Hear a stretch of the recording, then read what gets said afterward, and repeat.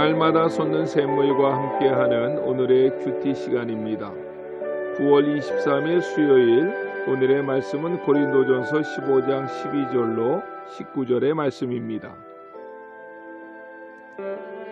그리스도께서 죽은 자 가운데서 다시 살아나셨다 전파되었거늘 너희 중에서 어떤 사람들은 어찌하여 죽은 자 가운데서 부활이 없다 하느냐. 만일 죽은 자의 부활이 없으면 그리스도도 다시 살아나지 못하셨으리라.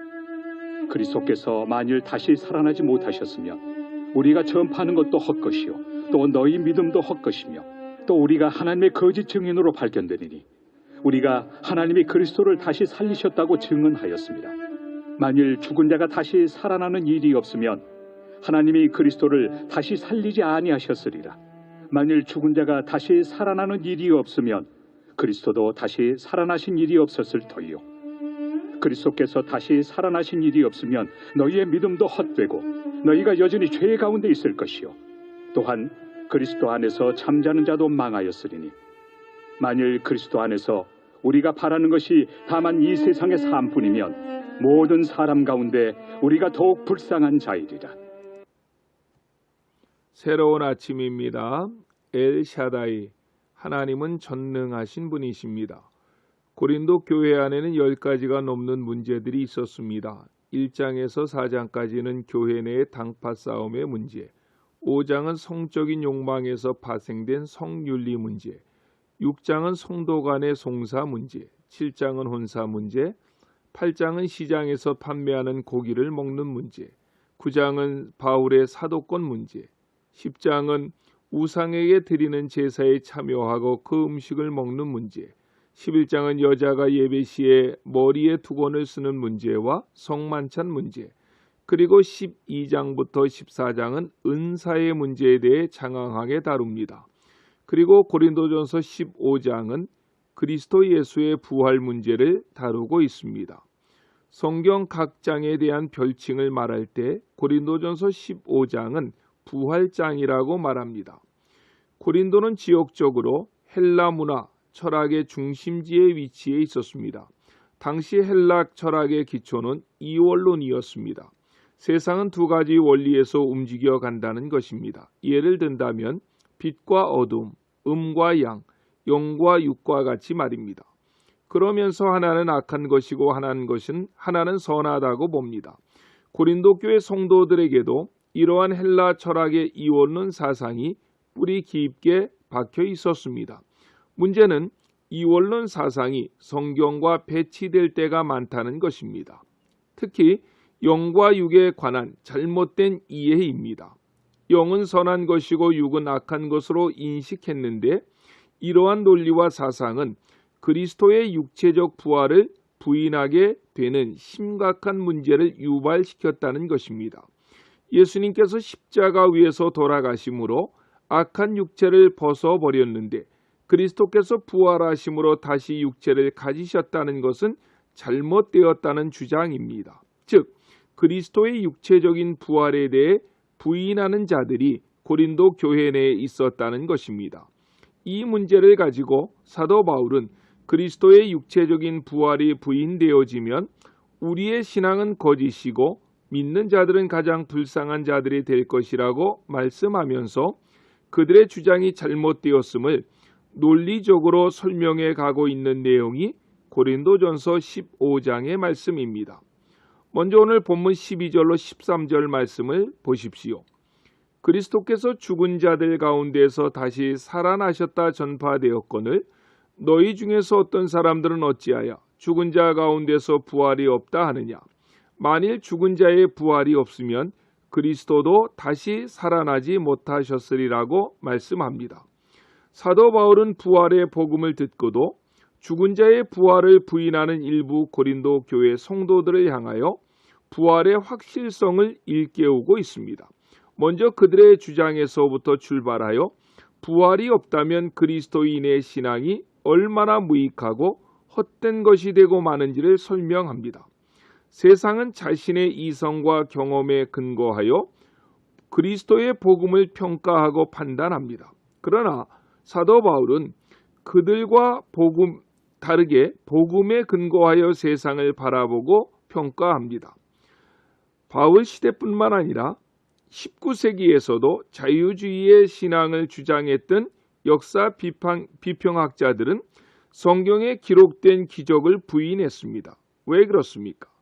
자신이 세상을 살아가면서 인간의 역사 가운데 기적이 일어난 것을 한 번도 보지 못했기 때문에 과거에도 기적은 일어나지 않는다고 결론을 내린 것입니다. 인간의 이성, 경험으로 성경을 접근해 간 것입니다. 그러나 사도 바울은 반대의 논리를 펼치고 있습니다. 그리스도께서 죽은 자 가운데서 살아나셨다는 것은 죽은 자들의 심판이 있다는 것을 증명한다는 것입니다. 즉, 그리스도의 부활은 죽은 자들의 부활의 첫 열매가 된다는 것입니다. 그리스도의 부활이 확실하다면 성도의 부활도 확실하다는 것입니다. 이것은 세상을 바라보고 평가하는 기준이 어디에 있느냐 하는 것의 차이점입니다. 바울은 복음이 세상을 판단하고 평가하는 기준이지만 일부 고린도 교회 성도들은 자신들의 이성과 경험이 만물을 판단하는 기준이 되었던 것입니다. 그러면서 만약 죽은 자들의 부활이 없다는 것이 사실이라면 바울이 선포했던 복음이나 그 복음을 듣고 믿음을 가지게 된 성도들의 믿음 역시도 헛된 것이 되고 만다고 14절에서 사도 바울은 말씀합니다. 그리스도의 죽음과 부활에 대한 메시지는 복음의 기초이며 가장 중요한 교리입니다. 그러므로 만약 그들의 주장이 옳다면 바울을 비롯하여 모든 사도들이 지금까지 선포한 복음은 거짓이 되는 것이며 쓸데없는 것이 되고 마는 것입니다. 15절에서도 그리스도의 부활에 근거한 사도 바울의 논증은 계속됩니다. 바울을 비롯한 모든 사도들은 하나님이 그리스도를 죽은 자 가운데서 다시 살리셨다고 증언했습니다. 부활하신 예수님을 직접 목격하고 전한 사도 바울의 증언대로 그리스도의 부활이 확실하기에 죽은 자의 부활도 확실하다는 것입니다. 16절로 19절에서는 그리스도께서 육체적으로 부활하셨기에 성도들도 육체적으로 부활할 것에 대해서 말씀합니다. 특별히 13절과 16절은 동일한 내용의 반복처럼 보이지만 원문의 차이를 반영하면 13절은 그리스도의 육체적 부활에 초점을 맞추었고 16절은 그리스도와 같이 성도들도 육체적으로 부활할 것을 말씀합니다.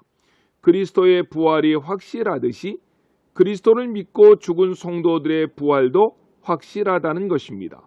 그리고 17절 이하에서는 부활이 없는 신앙이 왜 잘못된 것인가를 더욱 명확하게 설명합니다. 만약 성도들이 그리스도의 육체적인 부활을 믿지 않는다면 그것은 그들의 죄사함을 믿지 않는 것과 같고 결과적으로 그들은 여전히 죄 가운데 있는 자들이 되고 말 것이라고 말씀합니다. 이미 바울은 그리스도의 부활과 죽음이 우리의 죄를 대속하는 것이라고 가르쳐 왔습니다. 그러므로 그리스도의 부활과 죽음을 부정하는 것은 그의 대속적인 사역을 부정하는 것이 되고 마는 것입니다. 그 내용을 그림 언어로 설명한 것이 세례가 아닙니까? 우리는 십자가에서 그리스도와 함께 죽은 것입니다. 그리고 부활을 통해 그리스도와 함께 다시 살아난 것입니다. 그러므로 예수님의 죽으심은 곧 우리의 죽음이 되고 예수님의 부활은 곧 우리의 부활이 된다는 것입니다. 따라서 부활이 없는 신앙은 신자에게나 죽은 자에, 산자에게나 죽은 자에게나 모두 죄 가운데서 멸망으로 끝나게 되는 것입니다. 바울의 고난을 기꺼이 감당할 수 있었던 것은 확고한 부활 신앙에 근거한 미래에 대한 소망이 있었기 때문입니다. 그 부활 신앙이 있었기에 현재의 고난과 핍박을 기꺼이 감당할 수 있었던 것입니다. 그리스도인들 역시도 이 세상에서 믿음으로 인해 고난과 핍박을 받으면서도 슬퍼하지 않고 소망 중에서 기뻐할 수 있는 것은 그리스도께서 부활하셨고 그 부활은 우리들의 부활을 보장하는 부활의 첫 열매가 되었기 때문입니다. 그 부활 신앙이 오늘 우리에게도 충만하시기를 예수님의 이름으로 간절히 축원합니다. 아멘. 기도하시겠습니다. 부활하시고 다시 사신 살아계신 하나님 감사합니다. 주님의 부활은 사실입니다. 성경대로 그리고 많은 증인들을 통하여서 부활은 확실한 사건이었습니다.